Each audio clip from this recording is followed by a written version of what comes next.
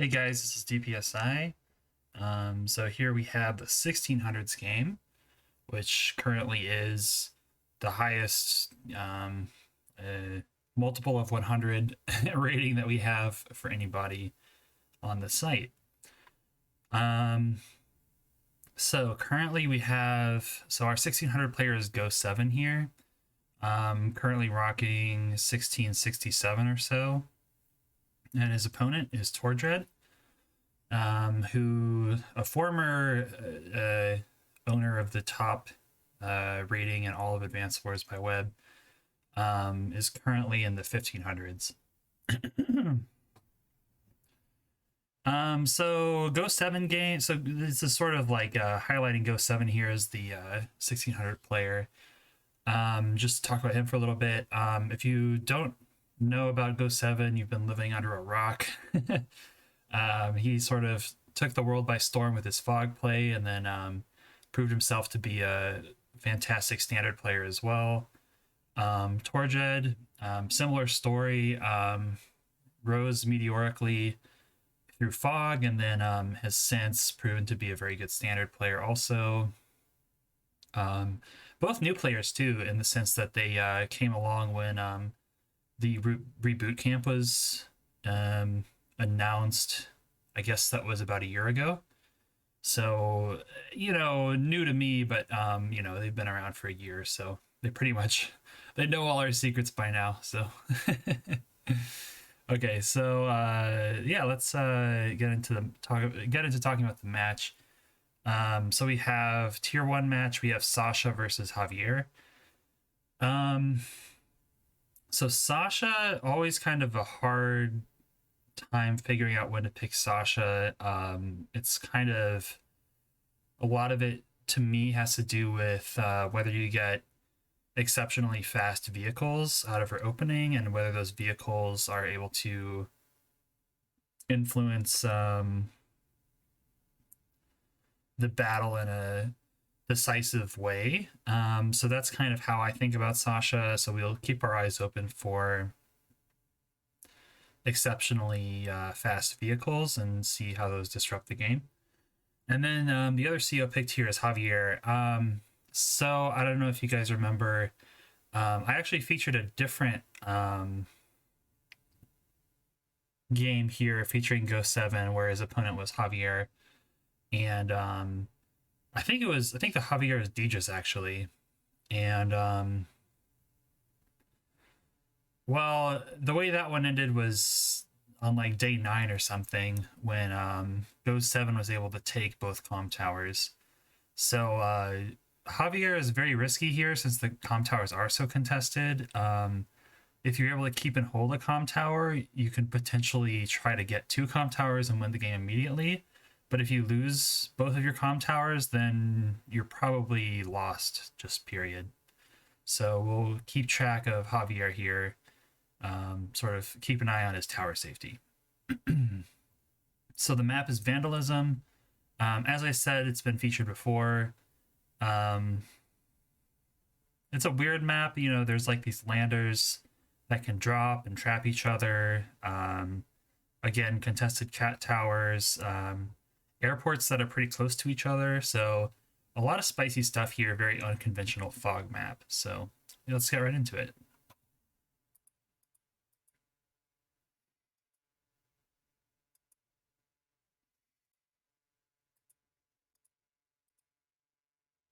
Oop. Hold on a sec. Okay, good. Thought the replay was broken there. Okay, so already we have some tricksies going on with the landers. Honestly, I don't exactly know what's going on here. I mean, the lander in this tile makes sense because maybe you're trying to like trap Go 7, trying to so like one of the main bad things that can happen with the lander opening is this lander here can end up where this lander is, and then block this C tile, preventing the lander from being useful, from picking up from this space or this space, and then going out here, the lander has to kind of find stuff to do over here. So it kind of like limits the effectiveness of the lander. Um, Although the trade-off is that you can't drop from over here because your lander is stuck down there. So yeah, that's one variation that you sometimes see. Torchred here has a number of tiles that his lander could go to. This particular tile, maybe hoping to get a trap off. But yeah, it's kind of hard. I mean, the other thing that this does is it gives vision of both of these tiles.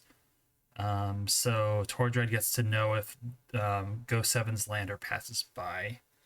So maybe those are some of the considerations as to what's going on, but I haven't played this map enough to know the sort of lander shenanigans that people get up to.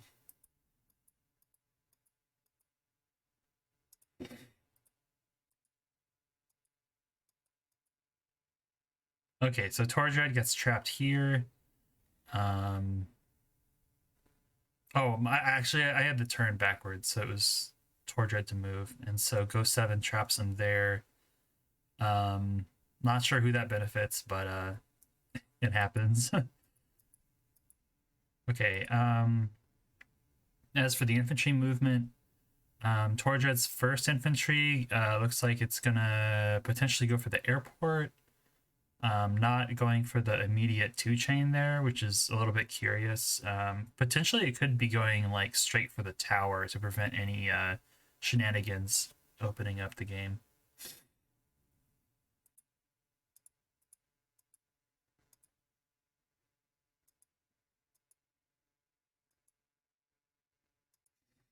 Okay, and let me just check the movement here. Okay, so yeah, indeed, this is the furthest that Go 7 could go. Couldn't reach the trapping square there.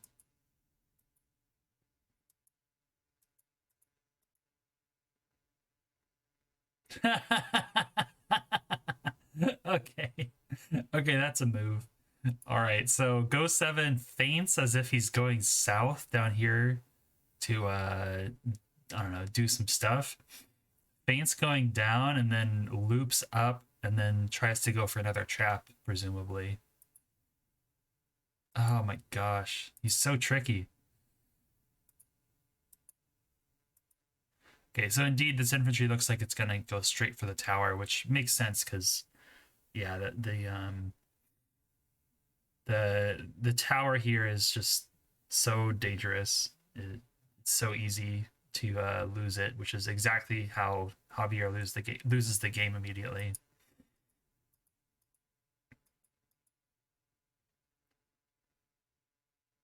Okay, so Torjad goes way far south. Maybe kind of his idea anyways, so that he can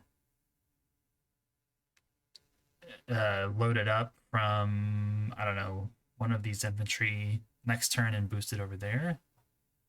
So maybe the feints didn't actually do anything, but and the other thing is it prevents the trap from going off, at least in the short term.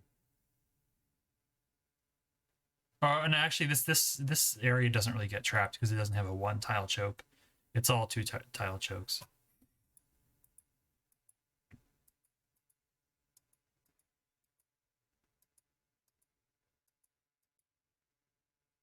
Okay, so we see the ghost. We see Ghost 7 with 300 in the bank, going for the immediate tank here. So let me just make sure that I have the yeah. Okay, so yeah, so this is a specific build to Sasha, um, in that she can afford this tank, whereas nobody else in tier 1 or lower can.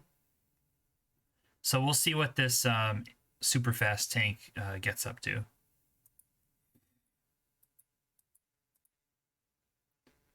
Okay, so the lander down here looking like it's not going to be boosting the tank, although the tank obviously can make its way down here.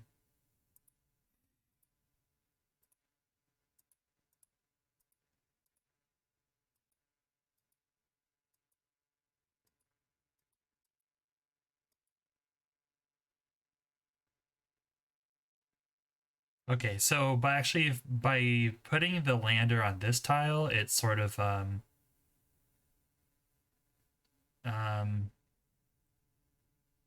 it's its own scout, so it knows when the black hole lander moves away.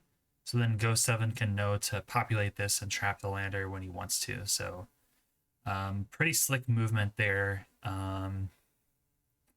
Having like full knowledge of the area with only one tile of vision and being able to do the lander trap here. Okay, Tordred's first vehicle ends up being an artillery, sort of like, you know, typical sort of thing you like to see as Javier, since your opponent doesn't really answer artillery in the same way or as effectively because of the indirect bonus that Javier has. Looks like it's also a perfect buy too with 2k in the bank and 2 open bases.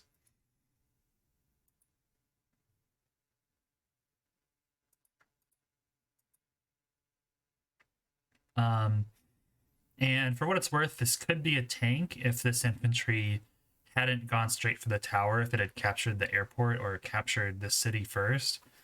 Um, this artillery could have been a tank. So just realize that this is like the funding curve was flattened a little bit by Tordred brushing this com tower, which is kind of a Javier specific idea. So here comes the accelerated tank from Go 7.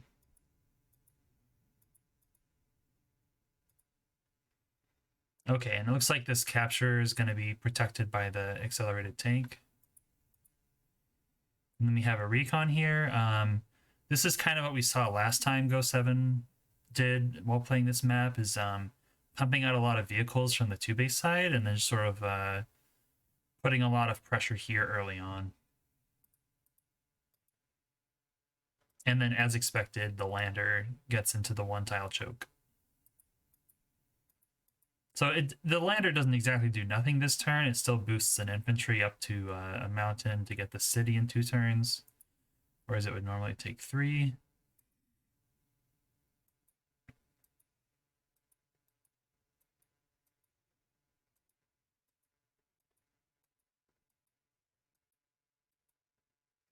And then the artillery here actually looks like its job is to free this tile with the lander, which I guess it's effective, but it feels kind of passive.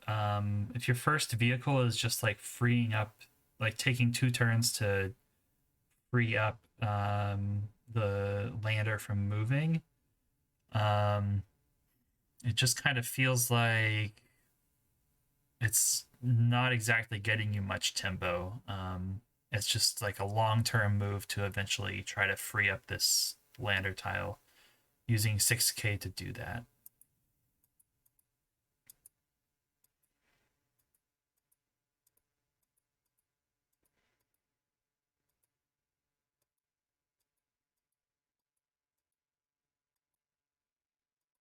Okay, so I don't really know why Go 7 knows he needs to move. To me, that's kind of crazy that he kind of like spider senses his way into knowing that there might be an artillery pointed there. Um, I guess like trying to trap again, but not realizing that Tordred has an infantry on a mountain. Because I don't think that you get to see loads and unloads if you only see the transport unit. So I'm pretty sure that Ghost 7 doesn't know about this infantry here.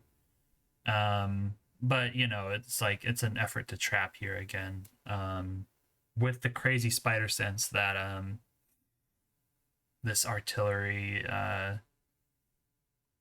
is gonna get a pot shot off. Although, I mean, that said, I guess like Sasha doesn't mind taking some artillery damage onto a lander just because it like accelerates her power a bit. So it wouldn't have been the worst thing to take damage there and just like verify that there's an artillery. Um, but yeah, we'll see.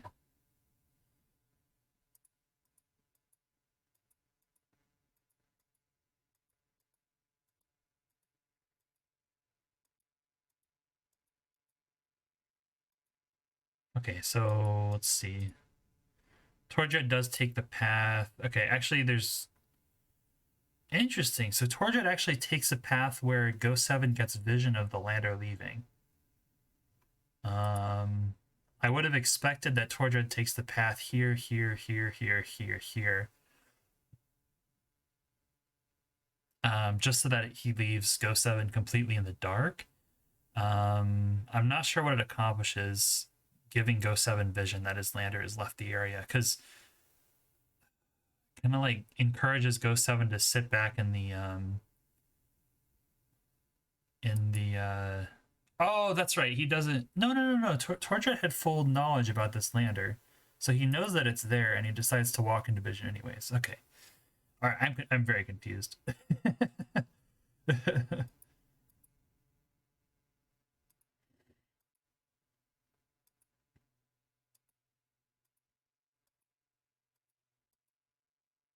Okay, mech from this mountain base, pretty nice. The mech can go into this area here and attack through the mountains, covering the comm tower and stuff like that. You also like to see artillery from this base sometimes. You take this lander all the way back here and drop the artillery off onto this tile, and then you can sort of lock your own comm tower, sort of asserting your capture.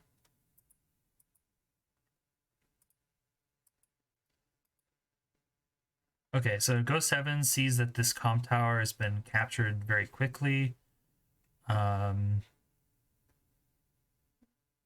He doesn't exactly have 2 infantry yet, so going for the immediate capture is not exactly an option, because he should know that there's this infantry somewhere around this area. So having it interrupted, I think would stop the idea.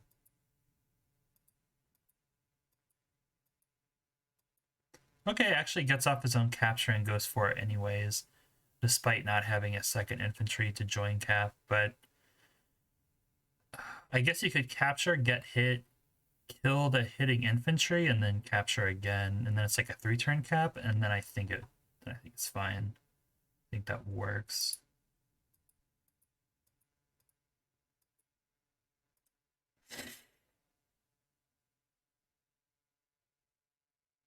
Okay. So this tank sort of takes a weird position in this backwoods. Um,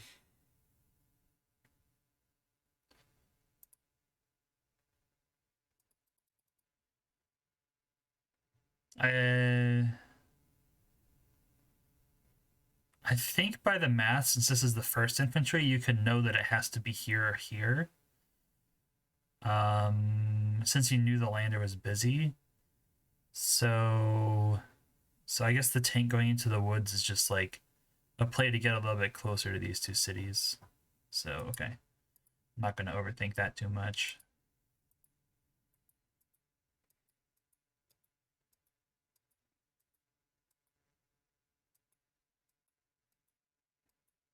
Okay, so now on the other side here, Tordred has a bit of a push going. The artillery here set up to defend this capturing infantry. Very preemptive anti-air, looking to get rid of like a copter trying to defend. I guess what Tordred doesn't know is that Ghost 7 has actually not gone for this comm tower yet, so with a little bit of more a little bit more vision, Tordred could have locked the comm tower, actually gone for something like that. Although, you don't know how early this tank comes out, so you can't exactly put your artillery in the open when you don't have a tank of your own.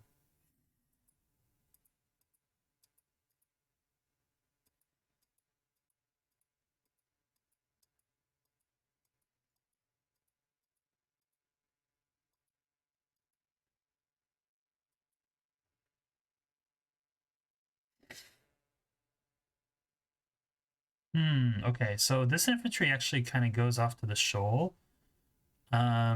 a nice thing that this does sort of inadvertently, I mean, Tordred doesn't really have vision of this infantry and lander scenario, but what it does is it makes it a lot harder for this lander to drop into this area. So it could trap the lander if the lander goes too greedy and tries to go too far. Although dropping an infantry onto the mountain would still be pretty rough to deal with. So I guess this is kind of like a trapping move.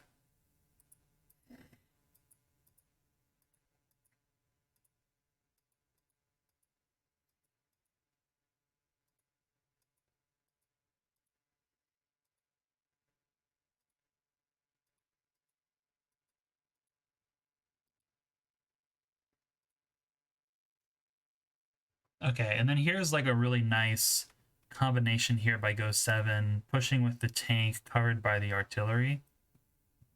I mean, anti-air. Um, so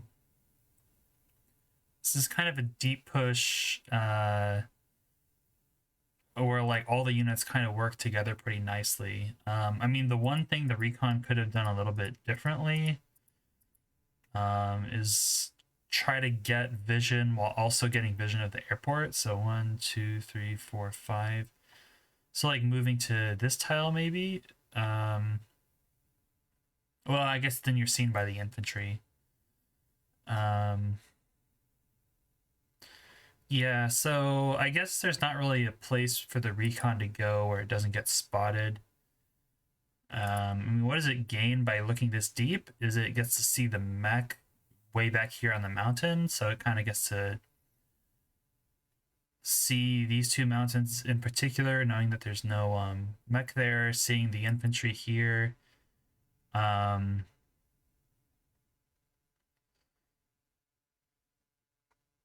so I guess you could. And the other thing too is like seeing a B-copter here doesn't actually change anything. So this is kind of like an aggressive recon move where it doesn't get spotted. And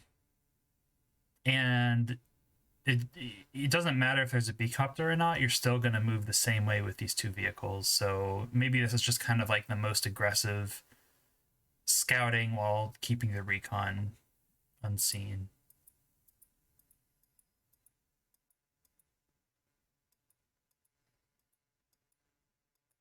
Okay, going for the throat here with a comm tower capture. And then, okay, yeah, going deep for the one tile choke here, and actually gets the trap. Uh-oh. Okay, so goes in with the B-copter and the anti-air. It happens to be here to answer it. So this is forced. The mech is here to back up the interruption. It kind of feels like that needed to be a vehicle almost. Let's see, just like reminding ourselves really quick. So Tordred is blind here. Oh, okay, yeah, it didn't have time to recognize that there's like a pretty big vehicle presence over here. So it doesn't have time to respond with a vehicle of his own.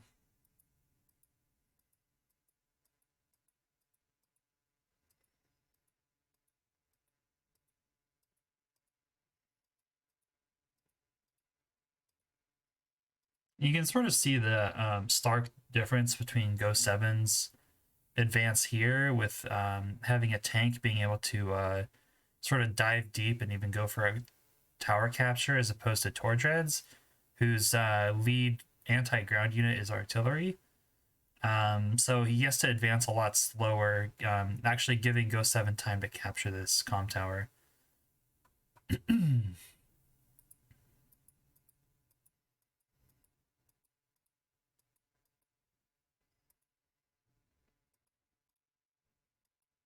So there goes the B-copter. It's like a pretty rough way to start out. And even, I mean, it's even anti-air from Forest, so If Go 7 did have a tank in range, sorry, if Tordra did have a tank in range, you'd have to get vision first, which is pretty difficult to do.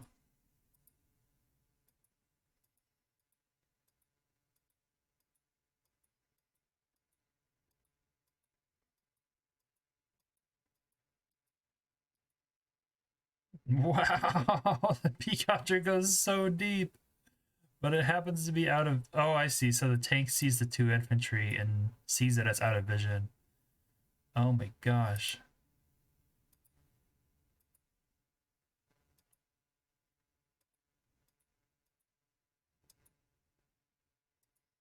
I can't believe. Okay, so the beecopter is safe for the moment. Kind of bluffing that there's something in the forest. So the anti-air would have to like. Um, it seems like it's lucky, honestly, but it's hard to say with fog players how much of it is luck and how much of it is like inferring what the opponents have. Because like really, I mean, if this was a recon, then like I guess the other thing too is Ghost 7 isn't too concerned if the beecopter dies because then two tanks KO and then build another beecopter. And two tanks KO the anti air, and then beecopter follow up, and then blue is winning here. I think just because the airport is strong.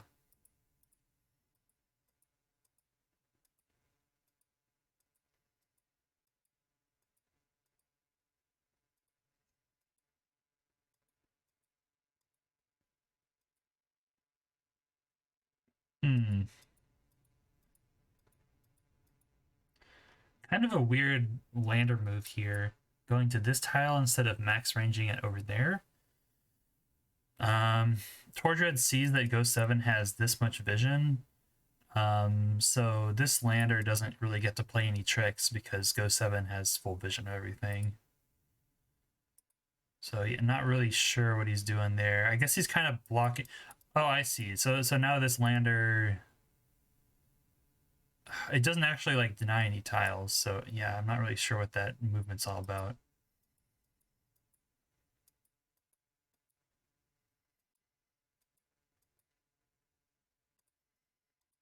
Okay, so here comes the infantry. If he gets vision of the forest, then the beecopter's dead. Oh, wow. It's like these guys are both cheating. I don't get it. Yeah, I guess he just wanted vision of the forest and he happens to see the beecopter at the same time. Okay, goodbye.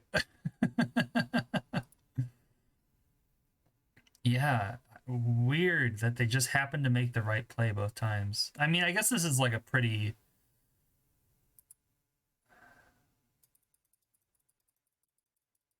You can justify it. I was just kind of overreacting. Um, this is that move right there. So I guess you want to see what's in the forest, just to make sure it's not like another tank or something, to like know how aggressive you can be with your anti-air. Or I guess you just sort of want to see what's in the forest because the infantry's covered by the artillery either way. So it's just like a vision move, and it doesn't really matter if the infantry's here or here. It's just this move to see what's in the forest gives you more information. So that's the way you justify it. Happens to see a beecopter, trades away, and unfortunately out of artillery range. But like trading anti-air for beecopter, that's like usually a trade that you make automatically. Charge wise, Ghost 7 has his first CO power on deck. They're both at 2 stars, so Javier. So Ghost 7 kind of has to CO power here if he's gonna continue attacking, to prevent Javier from getting a tower shield.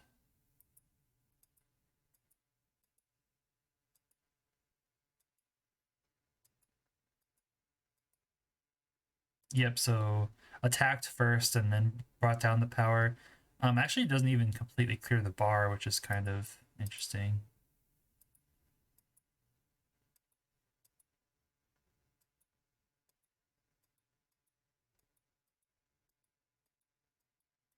In the meantime, both of them built B-copters. Wait, I can do that? Okay. That was weird. Okay, so both of them built B-copters here. Go Sevens goes over here maybe to pass through the lander or potentially, um, sort of overwhelm this one airport. And then following up with a second B-copter.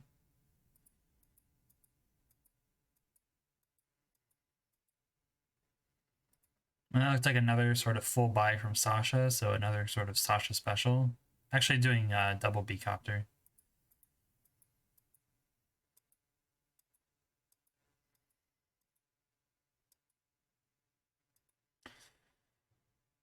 So the B-copter interrupt here, this is one of those moves that looks risky in retrospect. Like having vision of everything, it looks kind of dumb because it's like right in airport range. Um, so you're kind of worried that the B copter, that there could be a B copter here and trade you out in a bad way for you. I looked at the game before. I'm pretty sure Tordred builds another B copter here, uh, which kind of justifies it in a way. So we'll just sort of keep track of this exchange. But at the same time, I guess like you have to use your B copters. You can't just make them and kind of wait around until you know for certain that they won't get hit. Yeah, and there's the second B copter backing it up, which, yeah, I mean, I guess it's okay. It's just that, well, I guess there's an infantry in this forest, so you're inviting a B copter strike from the city, so at least you kind of prevent the city from being captured as like a secondary effect. So both B copters, sort of like starting a B copter war that like you're down a tempo on, or alternatively, there's no B copters here, and then you just get a free interrupt. So those are the possibilities. In this case, it's the um, B copter exchange.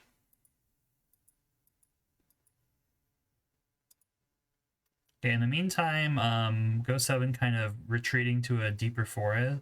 Or sorry, Tordred retreating to a deeper forest. Mech here didn't have the money for a tank. Although I guess you kind of want artillery here to lock your own tower. So, I mean, it kind of feels like Tordred is kind of hurting for cash. Like he has all these vehicles that he kind of needs to build, and he can only build two of them per turn at this point. So the mech sort of is here, but like knowing that there's two tanks, and this artillery looks pretty alone, so this front looks kind of cursed. And the mech is going to be really slow, so yeah, at this point, I guess Tordred can just hope to bunker up and get a few tank hits.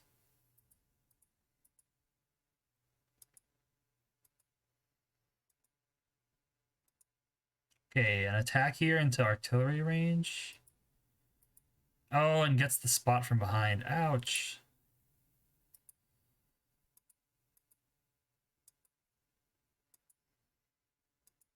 Okay, so it's a 9-6 split. 9-6 there.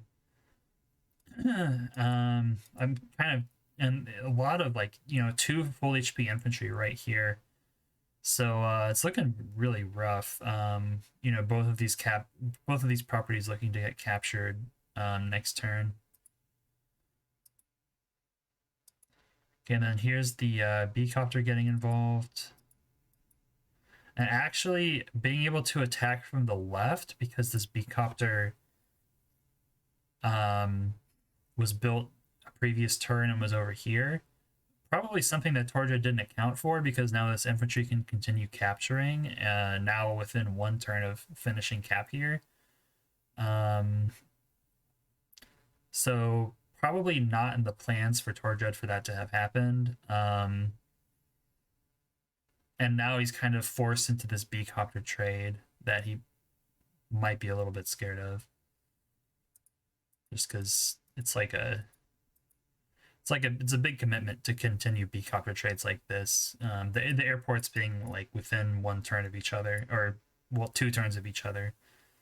It's just kind of like forcing you to build B-copters here until somebody brings an anti-air over, or until somebody concedes the co, basically, in go terms.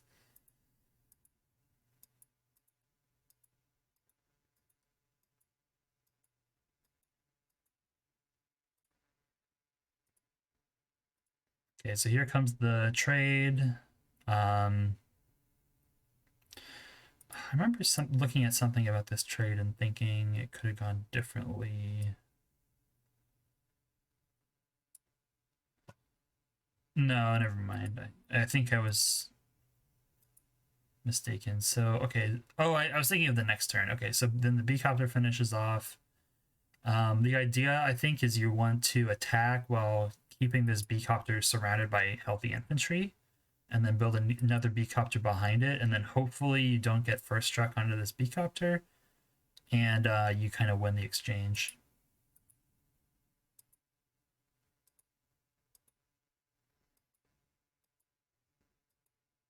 Yeah, that's exactly what he does. He sort of like makes an umbrella out of infantry, builds a B-copter behind it, even has this tank involved. Although, yeah, I mean, tank is good, but in a perfect world, that's an anti-air. But how are you supposed to know that there's not a tank here?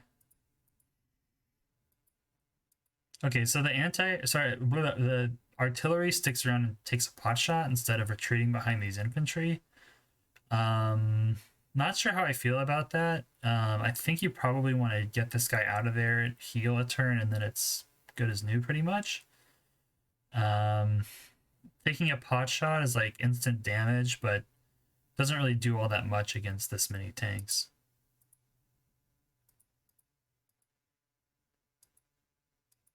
Okay, and then good job with this infantry sacking into this one so that there's not a immediate capture of this of both properties.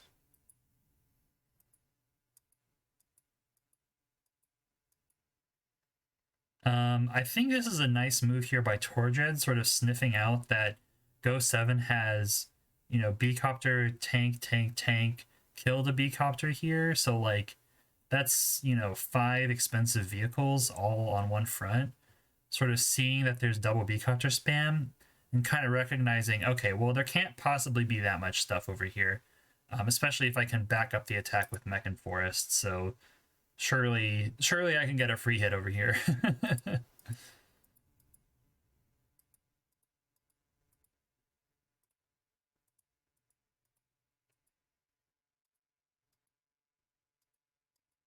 So okay, Go 7 kind of dies with this recon. Ends up getting vision of the airport, as well as the mech.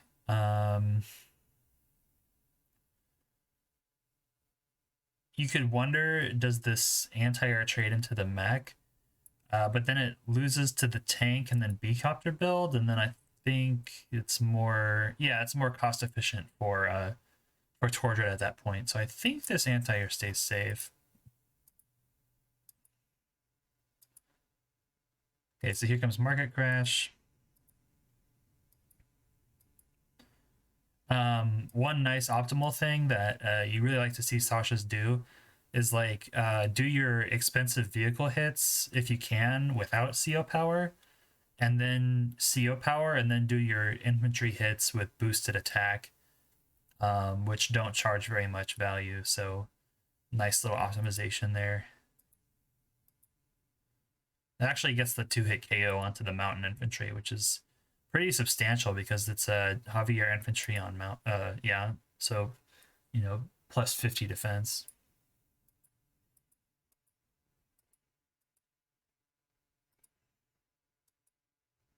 Okay, so it kills this guy, and then yeah, it looks like this is open for this B-copter to dive in.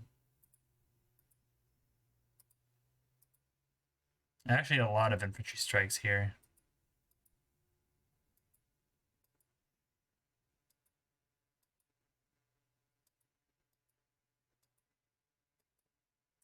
I see. Oh, okay. The 7 HP tank gets to get a hit with CO power, and then sort of like cripples both sides of the coin. So yeah, the mech sort of being a turn late to the party.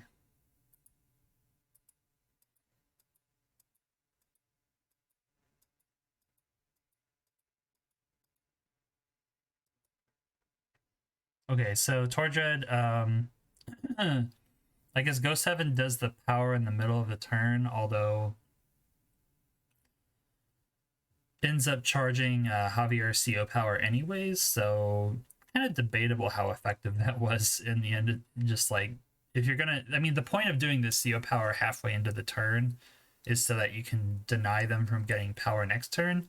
But if they're gonna get power next turn anyways, do the uh, you might as well do the market crash at the beginning of your turn to get everybody in on the extra firepower. Okay, so the artillery takes a pot shot there, killing the capturing infantry instead of going to like a more centralized location. But honestly, you probably want it to be kind of safe at this point, so I support that. So tank onto infantry from city.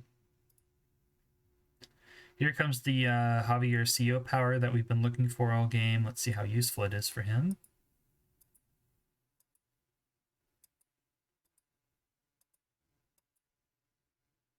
Okay, no KO there. Although not necessarily the worst. Okay, now here's a move that I think is kind of debatable. This I saw this when I was uh paging through at the beginning. So this beecopter attacks from the city, um opening it up to a 2-hit KO with infantry. And then this infantry goes and hits the infantry on forest. My issue with it is that it allows 2 strikes from newly built beecopter and beecopter, which 2-hit KOs even with tower shield. At least I'm pretty sure, because I forget how it goes, but I'm pretty sure that 2-hit KOs. Either way, it's 2 Bopter strikes, first strikes. That could be prevented. It could just be 1. If you do, if beecopter hits from here, then infantry hits from here, and then you didn't need to move that. You could have done it differently. So let's take it from. Well, let's take it from here. Let's see. Can you see the move planner? You can see it well enough. So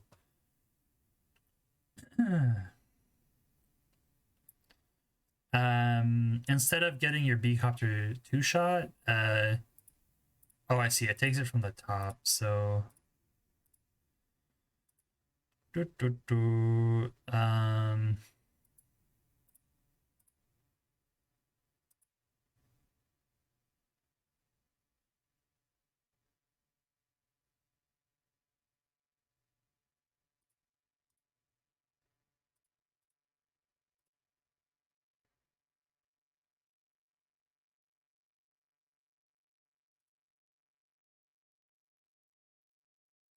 it's a little harder than I thought. Shoot, where was that guy?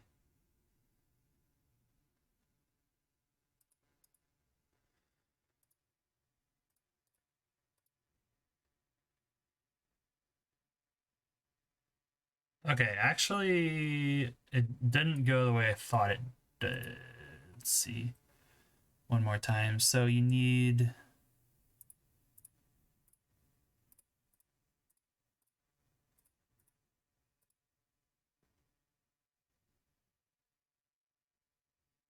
You could suicide this beecopter.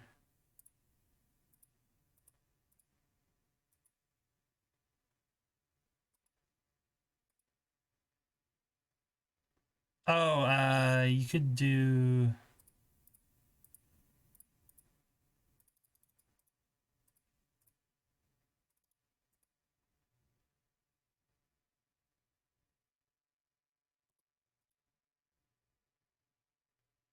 Yeah, let's just suicide the B-copter.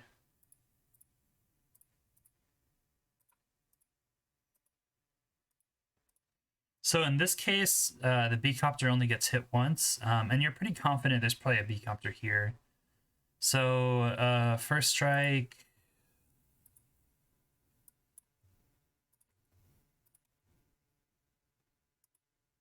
Only does 50 damage, so it's like a 5/5 on the counter hit. So you do this. I guess this is down to 6 actually. And this is down to 5. So yeah, this is kind of what it looks like if Go 7 attacks back with the B-copter. This one's still alive and kicking. One shot here. This guy still influences the infantry fights a lot. Can finish off B-copters, and you're not like going into the range of this one airport. So I think that's my preference, even though it does less infantry damage. It sort of wins you the B-copter war in the short term. And I feel like that's more important. Oh yeah, this guy dies also. I forgot to include that, which sort of turns the tide a bit. This guy's out of the picture. There's only a 9 and a 5 HP, 9 and 2 5 HP infantries, and you have 4 near full HP infantry. So I think this is winning. And that's out of range. So yeah, I think this actually does a better job. And you're also tower shield, so you know, this guy gets involved too. I don't see how this isn't like a stronger move, so I don't know, just something to consider. It's just like the reason I point this out, I go into so much detail is just like to illustrate how much easier it is when you're not fighting B-copter wars within your opponent's airport range. So instead, Tordred does decide to do that, so let's see how that goes for him. Maybe he was hoping to get the one shot there and then do infantry kill infantry. But then you're like walking into infantry range again, so it's not like you're winning a lot by doing that.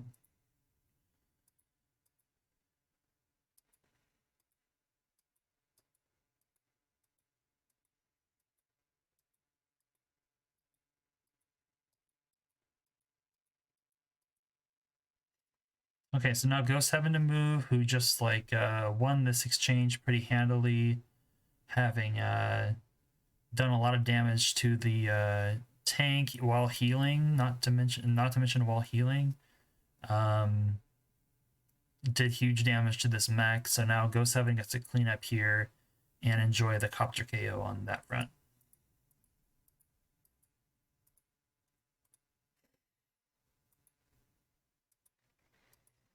So infantry finishes off the mech, which feels great. Even gets to protect with a forest infantry at like medium HP.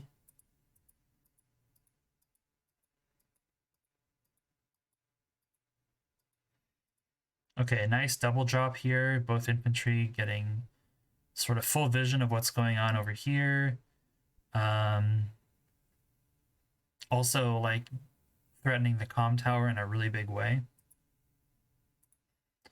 Oh, I actually got a 7-4. Oh, right, because it was because this copter was a bit wounded.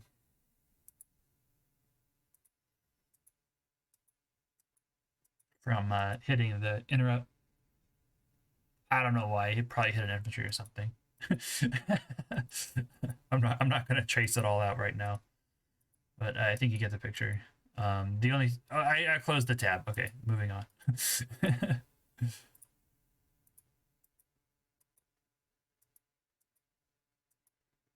Okay, and then yeah, resigning here, getting the juicy mech shot, and then like, okay, I don't really want to play this position anymore, which is understandable. Like not to mention Go 7 already had an anti-air ready to completely crush the B-copter fight in the center, which was already going Go 7's way.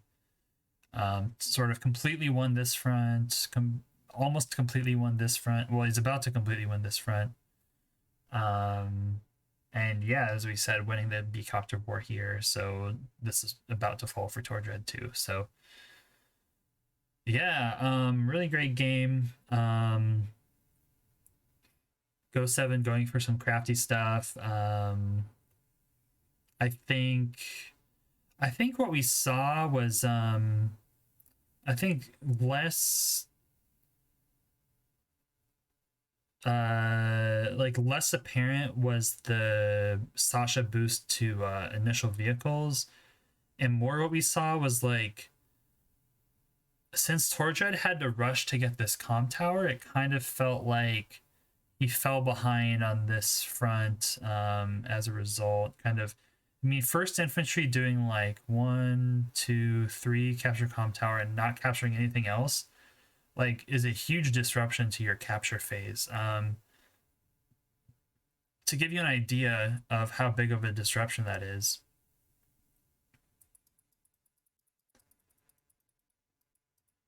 basically, by doing this, infantry doesn't capture. So this infantry here goes here, here, capture, capture, back, interrupt, comm tower, capture, and then like dies in the process. So let's look at how many properties Tordred captured in the end on this front. Okay, Tordred captured 1, 2. This got delayed a few turns. 3, 4, 5, 6, 7, 8 properties. By going for comm tower first, you're literally like giving away an anti-air. You're giving away 8k by having to do this, because you're delaying all of those properties by a turn. Since you're delaying everything, every capturing move by a turn, and not only that, you're actually delaying this capture a turn. So there's an interrupt. Okay, it was back a bit. If this was a turn earlier, so if he's here and this guy's already capturing, you get this property, and this property gets delayed 1. Sorry, that's 1, 2, 3, 4, something like 4 or 5 turns. I'm not very good at counting, sue me. So like another 4k here, so that's like 12k denied on this side by like rushing comm tower and having this interrupted. So I don't know, man. This is like the second time we've seen Go 7 like demolish a Javier, and not to like take away from Go 7, he plays amazing on this map, but I don't think the Javier pick is doing anybody any favors facing Go 7. So okay, off my pedestal now. Okay. I think I've made my point. So cool. Thanks everybody for tuning in for this round of League Review. It's always fun making these, and I think the best part is like, as it goes on, I have more fun with the higher level matches, trying to learn from the best out there. So yeah, thanks again, and see you all in the next one.